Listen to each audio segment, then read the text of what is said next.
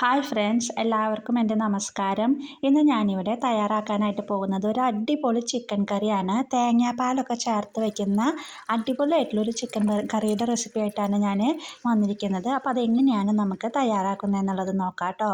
പിന്നെ നമുക്ക് ചപ്പാത്തിക്കും ചോറിന് അപ്പത്തിനൊക്കെ നല്ലതാണ്. അപ്പം ഞാനിത് ഏകദേശം ഒരു 3/4 കിലോളം ചിക്കൻ എടുത്തിട്ടുണ്ട്. ഇത് ഞാൻ വെള്ളം ഐസ് പോകാൻ വേണ്ടി വെള്ളത്തിലിട്ട് വെച്ച് വെക്കായിരുന്നു. അപ്പം ഞാൻ നന്നായി കഴുകി വൃത്തിയാക്കിയിട്ട് ഇപ്പം ഞാൻ ചിക്കൻ എടുത്ത് വെച്ചിട്ടുണ്ട്. ഇനി നമുക്ക് ഇതിലോട്ട് പൊടികളും ഉപ്പൊക്കെ ചേർത്ത് കൊടുക്കാം. അപ്പോൾ ആദ്യമായിട്ട് ഞാൻ അല്പം ചിക്കനിലോട്ട് വേണ്ട ഉപ്പ് ചേർത്ത് കൊടുത്തിട്ടുണ്ട്. അതുപോലെ തന്നെ ഒരു 1/4 ടീസ്പൂണ് മഞ്ഞൾപ്പൊടിയും അതുപോലെ 1 ടീസ്പൂണോളം മുളക് പൊടി ചേർത്തു.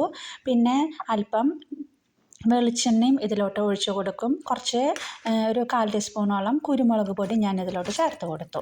ഇതെല്ലാം ചേർത്തതിന് ശേഷം ഇതെല്ലാം കൂടി നന്നായി ഒന്ന് മിക്സ് ചെയ്തെടുക്കുക. കണ്ടില്ലേ, നല്ല അടിപൊളിയായിട്ട് ഞാൻ മിക്സ് ചെയ്തെടുത്ത് വെച്ചിട്ടുണ്ട്. ഇനി നമുക്കത് അല്പനേരം ഫ്രിഡ്ജിലോട്ട് മാറ്റി വയ്ക്കാം.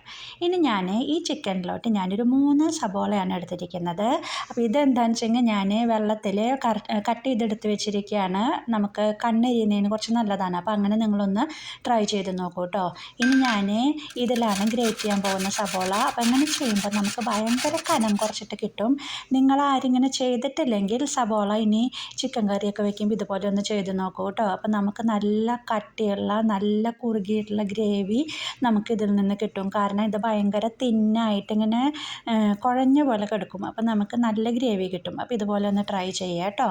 അപ്പോൾ ഞാൻ ഒരു കുക്കർ വെച്ച് കൊടുത്തിട്ടുണ്ട്.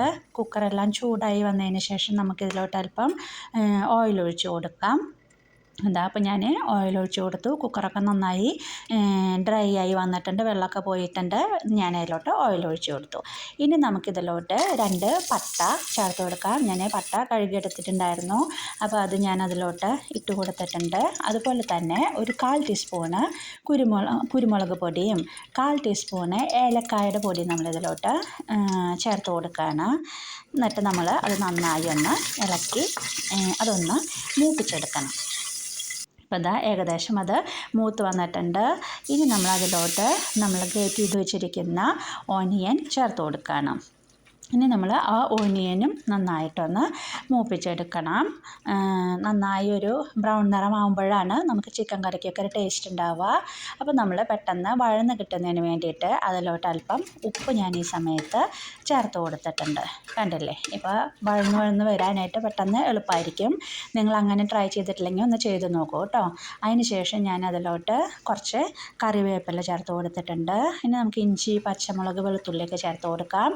ഞാനൊരു ചെറിയ പീസ് ഇഞ്ചി എടുത്തിട്ടുണ്ട്. അത് ചെറുതായിട്ട് കട്ട് ചെയ്തിട്ട് അത് ഞാൻ അതിലോട്ട് ചേർത്ത് കൊടുത്തിട്ടുണ്ട്. അതെല്ലാം കൂടി നന്നായി ഒന്ന് വഴറ്റിയെടുക്കാം. ഇനി നമുക്ക് പച്ചമുളക് ചേർത്ത് കൊടുക്കാം. പച്ചമുളക് ഞാനൊരു 2-3 പച്ചമുളക് നെടുകെ കീറിയിട്ടുള്ളതാണ്. ആ പച്ചമുളക് ഞാൻ അതിലോട്ട് ചേർത്ത് കൊടുത്തിട്ടുണ്ട്. അതുപോലെ തന്നെ ഒരു 5-6 അല്ലി വെളുത്തുള്ളി, അത് ഞാൻ നടുപൊളിച്ചിട്ട് നീളത്തിൽ കട്ട് ചെയ്തിട്ടുള്ളതാണ്. അതും കൂടി ചേർത്ത് കൊടുത്തു. ഇതെല്ലാം കൂടി ചേർത്ത് നന്നായി ഒന്ന് വഴറ്റിയെടുക്കാം. കണ്ടോ, കളറൊക്കെ ഏകദേശം ഓനിയൻ്റെ മാറി തുടങ്ങി വന്നിട്ടുണ്ട്.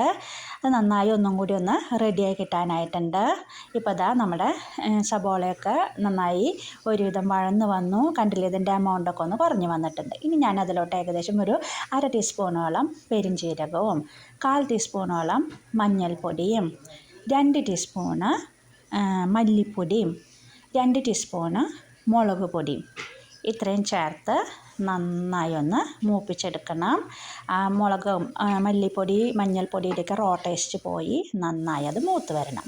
ഇപ്പോൾ അതെല്ലാം മൂത്ത് വന്നതിന് ശേഷം ഞാനൊരു 2 ടേബിൾ സ്പൂണോളം യോഗർട്ട് ചേർത്ത് കൊടുത്തിട്ടുണ്ട്. ഇനി അത് നന്നായി ഒന്ന് മിക്സ് ചെയ്ത് കൊടുക്കുക. അപ്പോൾ അതാ നമ്മുടെ ഗ്രേവിയുടെ കാര്യങ്ങളൊക്കെ റെഡിയായി വന്നിട്ടുണ്ട്. ഇനി നമുക്കതിലോട്ട് മാരിനേറ്റ് ചെയ്ത് വെച്ചിരിക്കുന്ന ചിക്കൻ, അത് നമ്മൾ ഫ്രിഡ്ജിൽ നിന്ന് എടുത്തിട്ടുണ്ടായിരുന്നു. അപ്പോൾ അത് നമ്മൾ ഗ്രേവിയിലോട്ട് ചേർത്ത് കൊടുത്തു. ഇനി ഗ്രേവിയിലോട്ട് ചേർത്ത് കൊടുത്തതിന് ശേഷം നമ്മൾ തയ്യാറാക്കി വെച്ചിരിക്കുന്ന ആ ചിക്കനിലോട്ട് ഗ്രേവി എല്ലാം പിടിക്കത്തക്ക രീതിയിൽ നന്നായി ഒന്ന് ഇളക്കി കൊടുത്ത് തുറന്ന് വെച്ച് അതിൽ നിന്ന് അല്പം വെള്ളം വരുന്ന രീതിയിൽ നമ്മളൊന്ന് വേവിച്ചെടുക്കണം. അപ്പോൾ തുറന്ന് വെച്ചതിന് ശേഷം കുറച്ച് നേരം വേവിച്ചു. അതിന് ശേഷം നമ്മൾ മാരിനേറ്റ് ചെയ്ത് വെച്ചിരിക്കുന്ന പാത്രത്തിൽ വെള്ളം ഒഴിച്ച് കുറച്ച് വെള്ളം കൂടി ഞാൻ അതിലോട്ട് ഒഴിച്ച് കൊടുത്തിട്ടുണ്ട്. കണ്ടില്ലേ? അപ്പോൾ നമുക്കൊരു കുറുകിയ പോലെയായിട്ട് കിട്ടിയിട്ടുണ്ട്. ഇനി നമ്മൾ കുക്കർ അടച്ച് വെച്ചിട്ട് നമുക്കത് വേവിച്ചെടുക്കാം. ഒരു വിസിലൊക്കെ അടിക്കുമ്പോഴേക്കും നമ്മുടെ ചിക്കൻ കറി റെഡിയായി കിട്ടും. അപ്പോൾ അതാ നമ്മുടെ ചിക്കൻ ഏകദേശം റെഡിയായി വന്നിട്ടുണ്ട്. നന്നായി തിളച്ച് വന്നിട്ടുണ്ട്. ഈ സമയത്ത് നമ്മളൊരു അരക്കപ്പോളം തേങ്ങാപ്പാൽ, നല്ല കട്ടിയുള്ള പാൽ, കുറേയൊന്നും ഒഴിക്കരുത് കേട്ടോ. കുറേ തേങ്ങാപ്പാൽ ഒഴിച്ച് കഴിഞ്ഞാൽ നമ്മുടെ ചിക്കൻ കറിക്കൊരു മധുരിപ്പ് വരും. അപ്പോൾ നമുക്ക് ഒരു അര ഗ്ലാസിൻ്റെ അടുത്ത് അത്രയൊക്കെ മതിയായിരിക്കും. അപ്പോൾ അത് ഒഴിച്ച് കൊടുക്കുക. അതിന് ശേഷം നമുക്ക് വേണമെങ്കിൽ കുരുമുളക് പൊടി ഞാൻ ചേർത്ത് കൊടുത്തിട്ടുണ്ട്. നിങ്ങൾക്കത് ഓപ്ഷണലാണ്, കാരണം നമ്മൾ ഓൾറെഡി നേരത്തെ കുരുമുളക് പൊടി ചേർത്തിട്ടുള്ളതാണ്. അപ്പോൾ ഞാൻ കുറച്ച് സ്പൈസി ആയിക്കോട്ടെ വെച്ചിട്ട് കുറച്ചുകൂടി കുരുമുളക് പൊടി ഞാൻ ചേർത്തതാണ്.